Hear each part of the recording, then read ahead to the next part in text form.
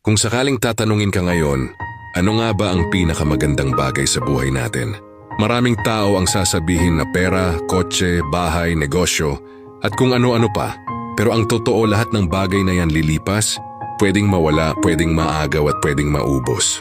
Ang tunay na pinakamagandang bagay sa buhay ay yung mga bagay na hindi kayang bilhin ng pera. Yun ay ang pag-ibig. Yung maramdaman mong may nagmamahal sa'yo at yung may tao kang minamahal ng totoo. Kasi kahit gaano ka kayaman, kung mag-isa ka, mananatiling kulang pa rin. Pangalawa, yung kapayapaan ng isip at puso. Yung natutulog ka ng walang mabigat na dinadala, walang kasalanang iniiwasan at wala kang iniinggitang tao. Yung simple ka lang pero kontento. At pangatlo, yung layunin mo sa buhay na alam mong may dahilan ka kung bakit ka nandito.